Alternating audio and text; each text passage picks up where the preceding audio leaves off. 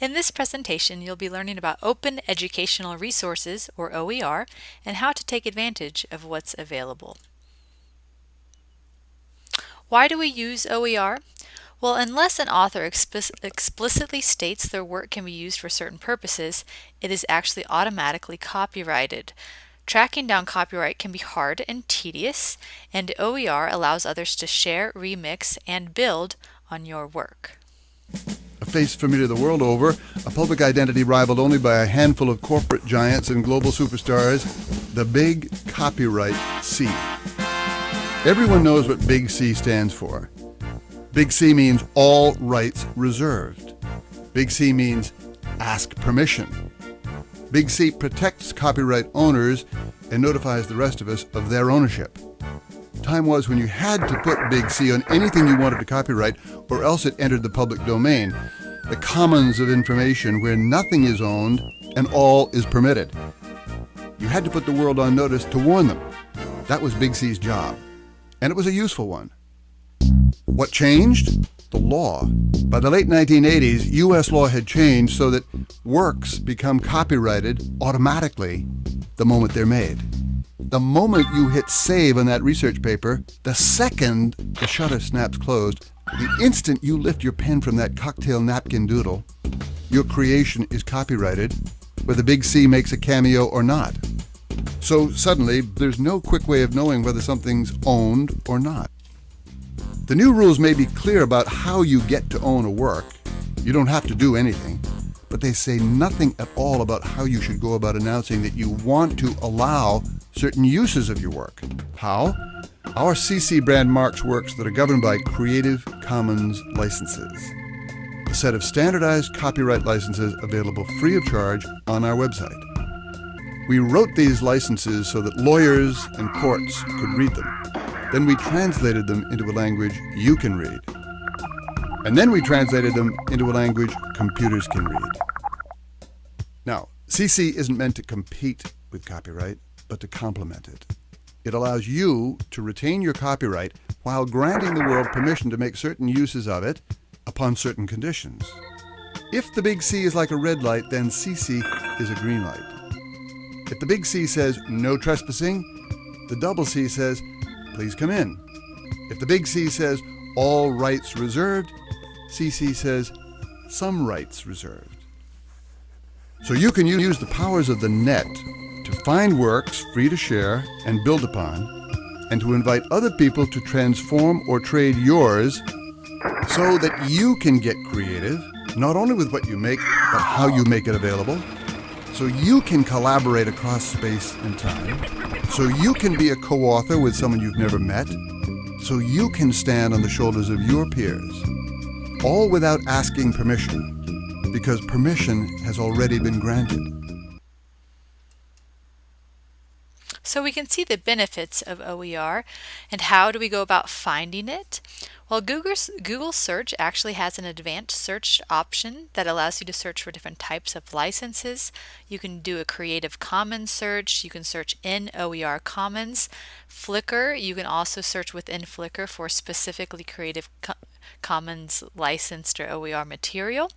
Vimeo videos, the Internet Archive, or Curriki are some good resources, and this video explains how and where to find some more of these resources. A great place to start your search for CC licensed material is just Google. So I can type in Cuban Missile Crisis if I want some information about that, but I get about 30 million results, and this is all sorts of stuff. JFK Library, I don't know what I can reuse or not. So if you go to advanced search down here, you can go to usage rights and filter it by free to use or share, and I can get things more specifically that I am allowed to use, or I could be even more specific and look for things that are free to use, share, or modify.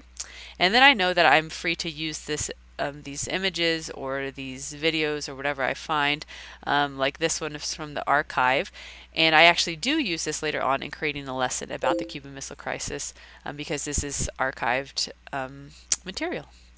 Another great place to search is the Creative Commons website. And so you can go to their search tool here and you can click on the type of media that you're looking for. So I want Google images about the Cuban Missile Crisis, and here we go. These are labeled for commercial reuse with modification. So I can actually change that. So labeled for reuse. And so these are things that are public domain or labeled for reuse that I could use. I can go back now to the Creative Commons search, and maybe I'm looking for video. And these are YouTube videos related to the Cuban Missile Crisis that should be free to use and modified. So this one is from Khan Academy, one we're familiar with. You can also look for other types of media. And so you get the idea, but that's a wonderful resource to use as well. When searching for images, the best website to use is probably Flickr, because when you go to Flickr, if you're searching for something, so Cuban Missile Crisis, I would like some images related to that. So I do a search, and right now this is just everyone's uploads, and I need to go to advanced search here to find things that are only within Creative Commons. So if I click that here, I could be more specific if I wanted to, but these are pictures related to that, and obviously I don't think it's looked for Cuban Missile Crisis yet. Okay, so these are not the greatest pictures. Here's one of President Kennedy, but most are just pictures people have taken themselves, and maybe these historical ones aren't the best to use, but especially if you're just looking for fun little pictures to spice up your lessons, you can find all sorts of stuff that way. If you're already on the YouTube website and you're searching for videos that you can use, I can go to Cuban Missile Crisis, and then I can click on Filters and go to Creative Commons, and these are just resources that I would be able to either adapt or modify depending on their licenses. OER Commons is obviously going to be a great place to look for more general educational content that you're looking for. So if I want things on the Cuban Missile Crisis, I can type that in my search. It's going to come with all sorts of types of results, but here it says remix and share. This is from Khan Academy, so I'm familiar with that one. Open Vault, I looked at this one, so read the fine print. And so sometimes you have to actually go to the websites to find out for sure. But this is definitely a remix and share. And so it just depends, but the great thing about this is that you get resources from all sorts of different places. And then what can you actually do with the OER that you find? So it does depend on the license, and so you'll see the different types here. The license shown here at the top is the most open type of license, and this means that you can do almost anything you want with this work as long as you give attribution to the original creator. And so this is showing us the example here of Maria, who's taken a photograph, and anyone can take that photograph and do whatever they want with it. They could change it, they could alter it, draw mustaches on it, but as long as they give attribution to Maria, then they're able to use that.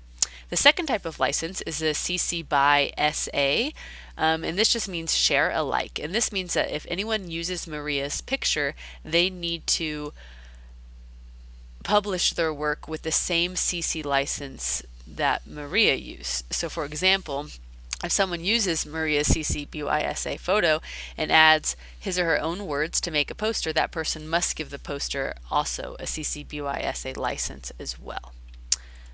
The next type is a Creative Commons Attribution Non-Commercial License, and this you'll see NC at the end, or just a $ with a slash through it. And this means that anyone can use this work as long as they use it non-commercially. And so if someone uses Maria's photograph and uses it in a presentation, and this presentation goes on to be sold, then that is not kosher. They would have to get permission from Maria to use it for any sort of financial profits. The next license is a Creative Commons Attribution No Derivatives work. And this you'll see an equal sign, and this just means that this type of work may be used, but it cannot be altered in any way. So if Maria likes her picture as is, you can't make any changes to Maria's picture. This next type gets a little more specific. This is the Creative Commons Attribution Non-Commercial Share Alike. This means that just like in the other share alike, that anyone who uses this needs to create the same type of licensing. So it also needs to be a CC BY NC SA. Whew, that's a mouthful. But it also needs to be used non-commercially. commercially. The next type is the Creative Commons Attribution Non-Commercial No Derivatives.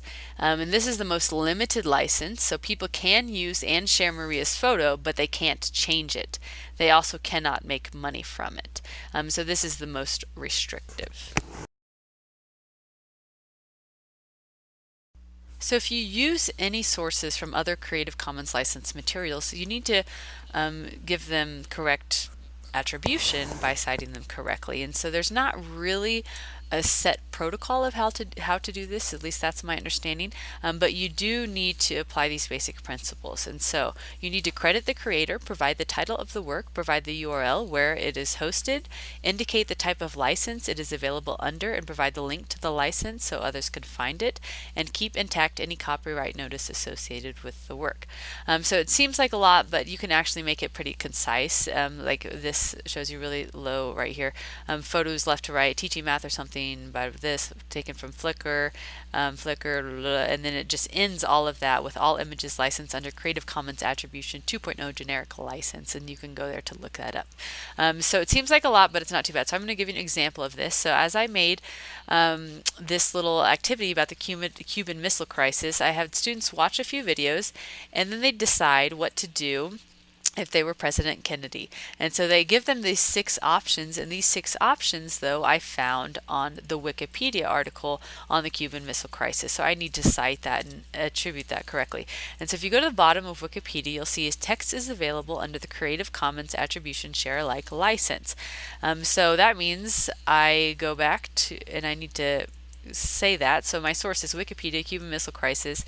This text is available under the Creative Commons Attribution Share Alike license, and I just make sure that that links to the actual license so that anyone who's interested can look it up. But I want my Google Doc assignment that I've created here to also become a Creative Commons licensed work. And so I can go to Creative Commons, and I can go to licenses and choose a license, and so I can decide what type of license I want this to be. So this is just CC BY, so I need to change that yes to yes as long as others share alike, and now it's share alike as well.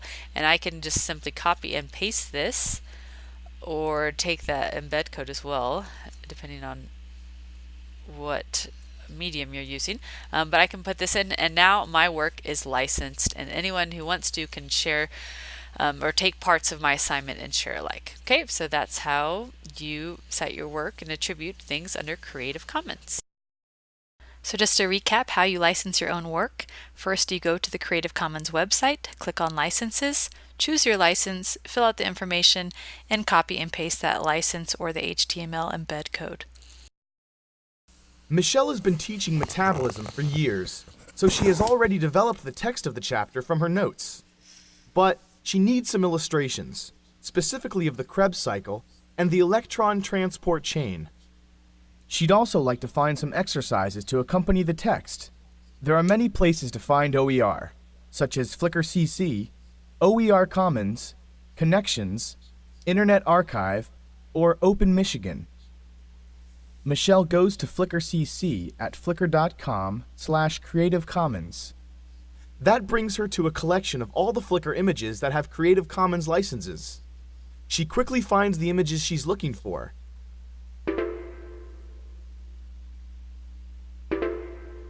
Both with CC BY licenses.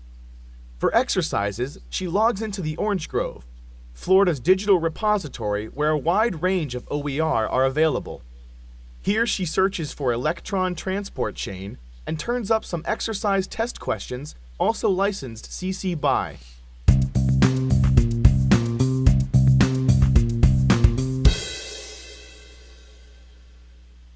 Because there are no restrictions on these images or exercises, Michelle is free to modify them to suit her needs. She resizes and crops the images and writes captions for them. Then for each image, she provides the specific Creative Commons license with a link back to its license deed. Next, she writes the creator's name, linking back to the Flickr site where she found the image.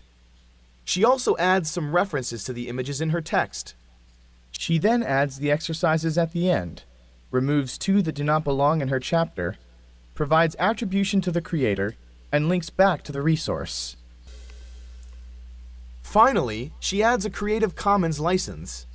Because the other content she is using has CC BY licenses, the least restrictive license available, she is free to choose the license she wants. She goes to the Creative Commons page to choose a license. She answers a few questions and her license is selected automatically. She then fills in some information to help others provide proper attribution for her work, and the chooser automatically generates text and code for her document. She copies the text and pastes it onto the first page of her chapter. A job well done, Michelle. Thanks. These are some other helpful tools you can use to find and use OER resources.